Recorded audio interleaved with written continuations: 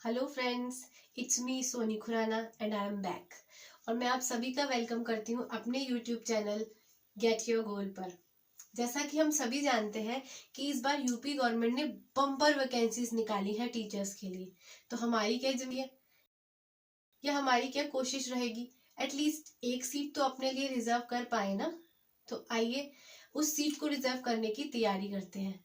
अब उसके लिए आपको क्या करना पड़ेगा, सुपर टेट का एग्जाम क्लियर करना पड़ेगा और सुपर टेट के एग्जाम के लिए आपको उसका सिलेबस जानना पड़ेगा। तो आज जैसा कि आपने थंबनेल में पढ़ा ही होगा कि आज हम सुपर टेट का सिलेबस डिस्कस करने वाले हैं, जो मैं आपके सामने डिस्कस करूंगी। और साथ में आपको वो भी बताऊंगी, वो तीन स्ट्रेटजीज भी बताऊंगी जो मैं खुद फॉलो करती थी। मैंने खुद टेस्ट की है और फॉलो भी की है और मैं हमेशा सक्सेसफुल भी रही हूँ उस टेस्ट में।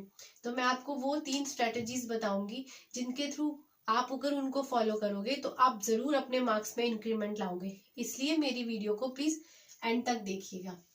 अगर आपको मेरी वीडियो अच्छी लगे तो उसे लाइक कीजिएगा और शेयर भी कीजिएगा। और अगर अभी तक आप मेरे चैनल पर नए हैं तो प्लीज उसे सब्सक्राइब जरूर कीजिएगा। तो चलते हैं सिलेबस की तरफ। फर्स्ट है भाषा। अब भाषा है लैंग्वेज।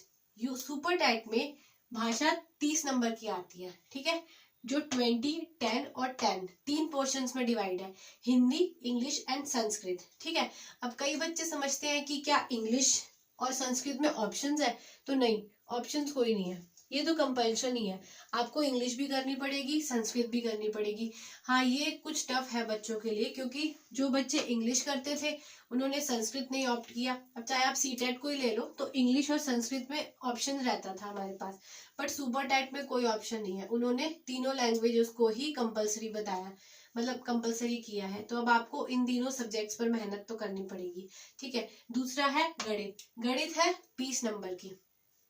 अब ये दो पोर्शंस कैसे हैं, इन दो पोर्शंस में अगर आप मेहनत करें तो एटलीस्ट आपको 40 स्कोर करना पड़ेगा।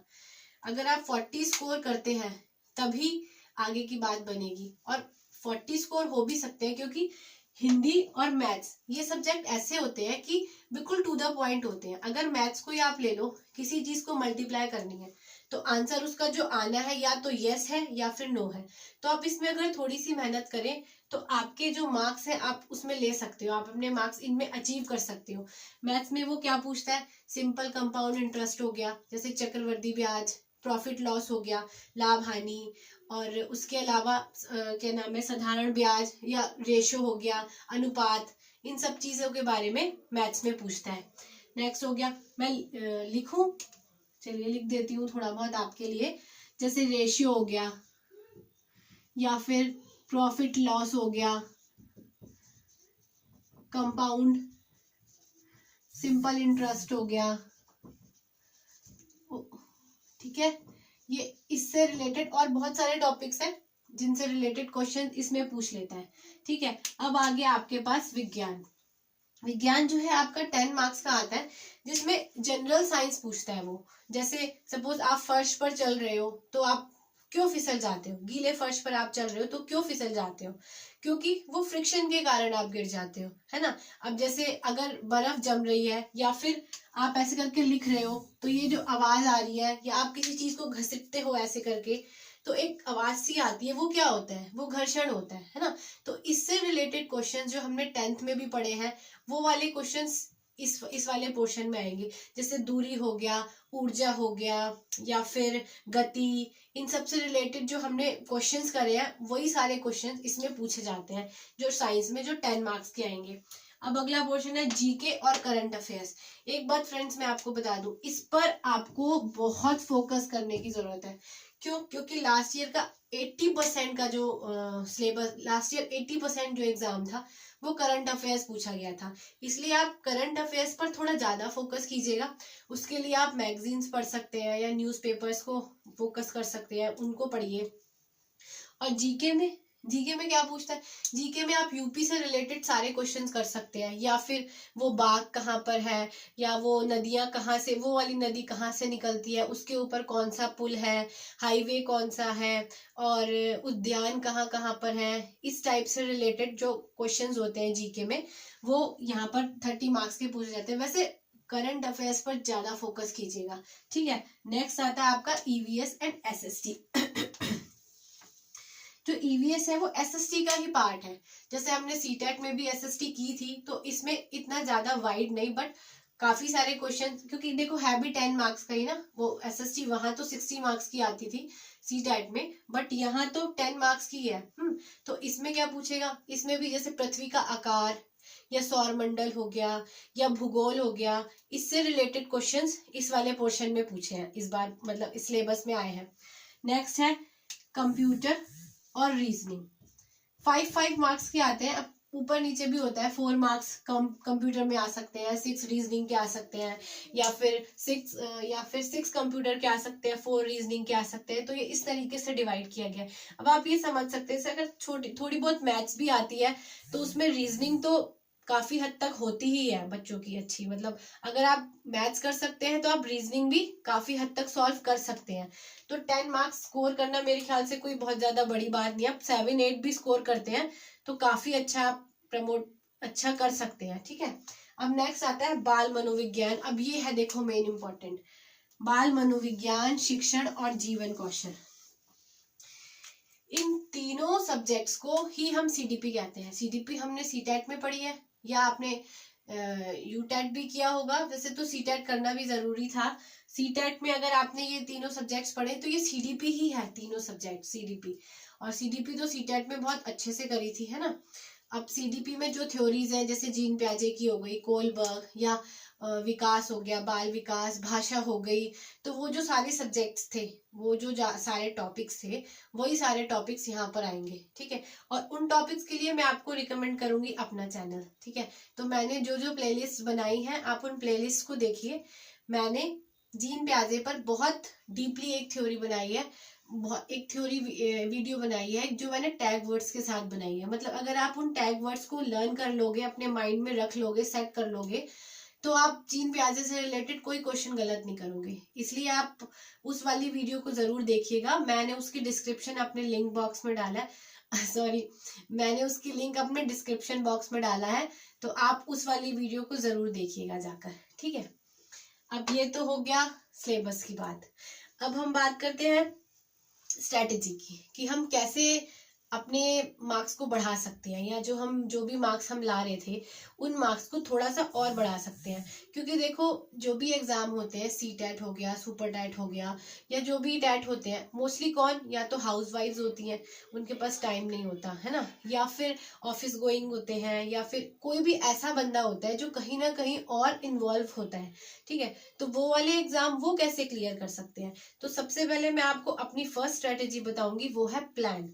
अगर आपके पास प्लान नहीं है तो समझो कुछ नहीं है। अब चाहे वो प्री नर्सरी का एग्जाम हो, चाहे वो सुपर टेट का ही एग्जाम हो, आपको प्लान जरूर बनाना है। आपने एक प्लान ऐसा बनाना है कि 2.5 घंटे तो मैंने पढ़ाई को देने ही देने हैं। क्योंकि अब देखो एग्जाम है तो कोई तुक्के तो मारोगे नहीं ना, है, या तुक्कों से पास हो जाओगे। मैं तो आज तक तुक्कों से पास हुई नहीं है, बाकी आपका पता नहीं, लेकिन मैं कभी तुक्कों से पास नहीं हुई, ना ही मेरे तुक्के लगते थे, ठीक है। अब जब फॉर्म भरा है तो मेहनत तो करनी ही पड़ेगी, ठीक है। और क्वेश्चन भी 150 है। देखो कई लोग इसको थोड़ा इजी भी लेते हैं क्योंकि नेगेटिव मार्किंग नहीं है ना। बट मैं आपको एक बात बता दूं, 150, आपको लगता है 150 क्वेश्चंस के लिए हमारे पास 150 ही मिनट है, बट ऐसा नहीं है। क्योंकि उसमें आपको OMR शीट भी तो फिल करनी है ना। तो अगर आप इस अकॉर्डिंग लेके चले तो आपको एटलीस्ट 20 to 25 मिनट, 20 से 25 मिनट OMR शीट को फिल करने के लिए अलग रखने पड़ेंगे। तो आपके पास टाइम क्या बचा।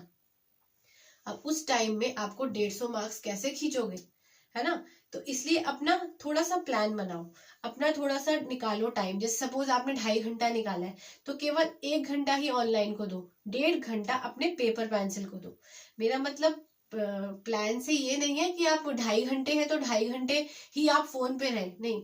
आपने अगर ऑनलाइन स्टडी भी कर रहे हैं, चाहे आप मेरी प्लेलिस्ट देख रहे हैं, या आप कोई पेड बैच देख रहे हैं, या कुछ भी आप देख रहे हैं, किसी और चैनल को देख रहे हैं, तो उसके अलावा एटलीस्ट 1 घंटा, या मैं तो कहूंगी 1.5 घंटा, क्योंकि अब ज्यादा टाइम रहा भी नहीं है, एग्जाम आने वाले हैं, सिर पर ही है सुपर टेट। तो आपको वो 1.5 घंटा पेपर पेंसिल को देना है। आपने लिखना है, आपने क्या लर्न किया है। और हाँ, वीडियो को फास्ट फॉरवर्ड करके बिल्कुल नहीं देखना, क्योंकि कोई मूवी तो है नहीं, या कोई नॉवल तो आप पढ़ नहीं रहे कि आपने बस जानना है कि चोरी किसने की, या फिर कोई भी जो उसकी स्टोरी थी आपने वो जाननी तो नहीं है, आपको डीपली समझना है ना। तो प्लीज वीडियो को एक तो फास्ट फॉरवर्ड करके कभी ना देखें, समझ कुछ नहीं आता है, ठीक है। तो आप अगर 1 घंटा फोन को दे रहे हैं तो आप 1.5 घंटा अपनी प्रैक्टिस को दें। ये तो हो गई एक बात, आपको प्लान बनाना है ठीक है, सॉरी। अब आई दूसरी स्ट्रेटजी।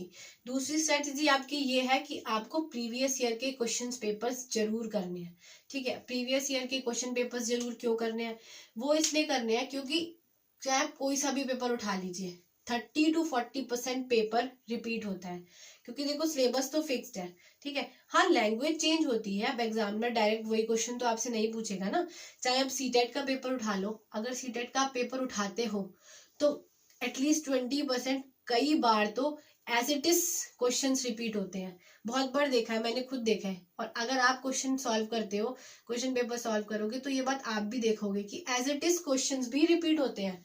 और अगर एज इट इज नहीं भी रिपीट होते, लैंग्वेज थोड़ी बहुत चेंज होती है, ऊपर नीचे होती है, तो तब भी आप कर तो सकते ही हो ना, क्योंकि वो आप पहले ही कर चुके होगे। तो 40% तो आपका ऐसे ही निकल गया ना, क्योंकि आपने प्रीवियस ईयर के क्वेश्चन पेपर्स जो कर रखे हैं। अगर आपने प्रीवियस ईयर के क्वेश्चन पेपर्स कर रखे हैं तो वो वाले क्वेश्चन तो आपको पहले से ही आते होंगे। तो फिर आपके लिए क्या बेनिफिट हुआ, आपने प्रीवियस ईयर के क्वेश्चन पेपर्स किए, आपने एक्स्ट्रा टाइमिंग निकाला, आपने ओएमआर शीट फिल करने की प्रैक्टिस भी करी। क्योंकि मैंने आपको जैसे बताया कि ओएमआर शीट फिल करने में एटलीस्ट 20 to 25 मिनट्स लगते हैं, ठीक है। अगर आप पूरा पेपर लेके बैठे तो 25 मिनट, 20 तो लगेंगे ही लगेंगे। तो आप उसकी भी प्रैक्टिस घर पे कर सकते हैं।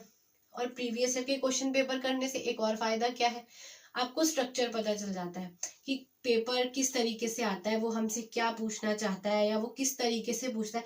देखो, पेपर मोस्टली बेस किस बात पे होता है कि वो एग्जामिनर हमसे क्या जानना चाहता है। वो हमें एक वो देखना चाहता है कि हम एक बच्चे के लिए क्या सोचते हैं, हम बच्चे को सेंटर में रखते हैं या नहीं रखते हैं। सारी चीजें देखो, आपको पता ही है कि चाइल्ड सेंटर एजुकेशन हमारे इस टाइम हमारी चल रही है, सीसीई पैटर्न चल रहा है।